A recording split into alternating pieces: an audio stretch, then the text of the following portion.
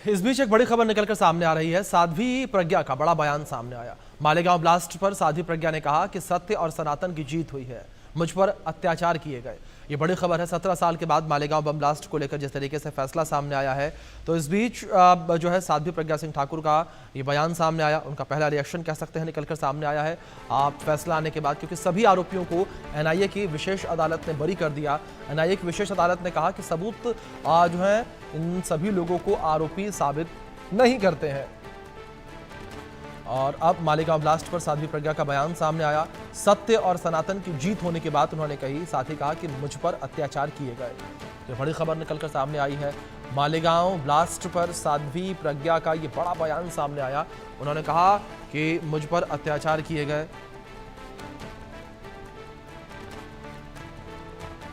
सत्य और सनातन की जीत होने की बात उन्होंने कही है। उन्होंने कहा कि सत्य और सनातन की जीत हुई है।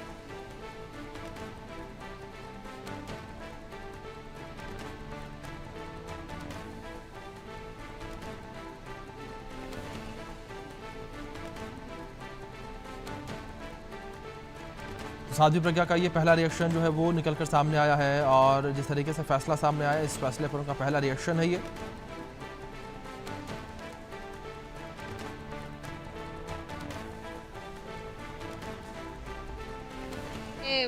लिखित में सब कुछ दिया है और मैंने जिन जिन के नाम लिए हैं सभी के नाम जो हमें कहने पे मजबूर किया गया तो वो सब किया है उन्होंने कि इनके नाम लो, इनके नाम लो, सबके नाम लेकर के और तुम ये बोलोगी तो हम तुम्हें नहीं पीटेंगे। यानी मुझे मुझे टॉर्चर करना ही उनका उद्देश्य था। और नहीं, अगर इनके नाम नहीं लेती हो जो वो कह रहे हैं तो फिर हम तुम्हें टॉर्चर करेंगे। तो उसमें सभी के नाम आए हैं, मैंने लिखित में सब दिया है। माननीय योगी जी का है, माननीय मोहन भागवत जी का है, माननीय सुदर्शन जी का है, और हमारे इंद्रेश जी का है, और मैं कुछ नाम अभी भूल रही हूँ तुम लोगों की सब भीड़ भाड़ के कारण। लेकिन बहुत सारे नाम उन्होंने ऐसे लिए हैं। राम जी माधव का नाम लेने के लिए बोला है, और भी कुछ नाम है जो मैं अभी भूल रही हूँ। लेकिन ये सब करने के लिए उन्होंने हमें टॉर्चर किया। हमारे फेफड़े की झिल्ली फट गई, मैं बेहोश हो गई। मुझे सुसुरूसा हॉस्पिटल में गैर कानूनी तरीके से डिटेन किया था, तब रखा, और उसके बाद फिर बजे हॉस्पिटल में रखा। मैं अपनी पूरी कहानी जो लिख रही हूँ उसमें ये सब आएगा, लेकिन सत्य जो है ना वो प्रकट होता है, और सत्य प्रकट हुआ। माननीय मोदी जी का भी नाम लिया था। मुझे मुझे मैं गुजरात में रहती थी, इसलिए उन्होंने मोदी जी का भी नाम मुझसे कहलवाने का प्रयास किया। मैंने किसी का नाम नहीं बोला, क्योंकि सब असत्य कहलवाना चाह रहे थे, इसलिए मैंने किसी का नाम नहीं बोला। तो आपने सुना किस तरीके से यहाँ पर बयान साध्वी प्रज्ञा ठाकुर का निकलकर सामने आया है। इस बीच हमारे सहयोगी शाहिद अंसारी जुड़ गए, उनका रुख करेंगे अपडेट्स के लिए। शाहिद, जिस तरीके से साध्वी सिंह प्रज्ञा का ये पूरा का पूरा बयान निकलकर सामने आया है, ऐसे में जहां 17 साल के बाद फैसला मालेगांव बम ब्लास्ट को लिया गया लेकर, ऐसे में अब राजनीतिक हलचल एक बार फिर से बढ़ चली। एक बार फिर से कांग्रेस वर्सेस बीजेपी जो है इस पूरे मामले को लेकर देखने को मिल रहा है।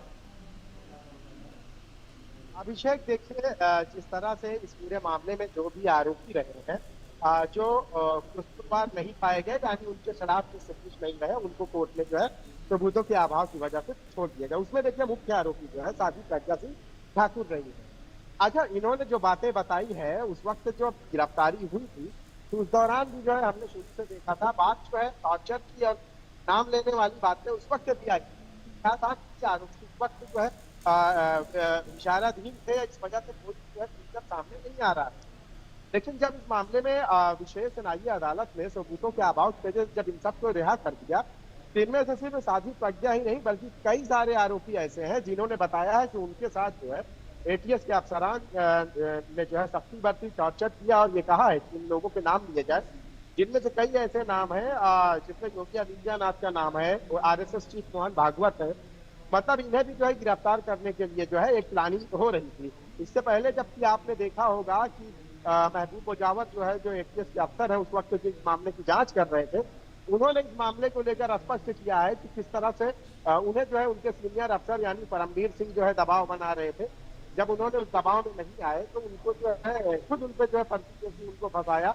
इसके साथ साथ जो है कुछ आरोपी जो है एटीएस की हिरासत में उन्हें मार दिया गया, तो उसमें ये कहा गया था कि उनको जिंदा रहने की बात लिखो, लेकिन महबूब जो मुजावर है वो इनकार कर दिए।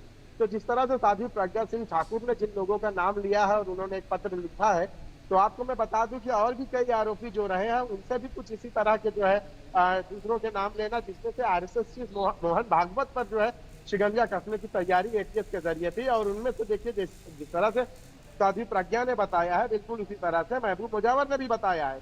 तो कहीं ना कहीं जो एक अफसर के जी रिटायर्ड अफसर और जो आरोपी हैं उनके जो बयान है कहीं ना कहीं वो जी मिलते जुलते नजर आ रहे हैं। जी बिल्कुल।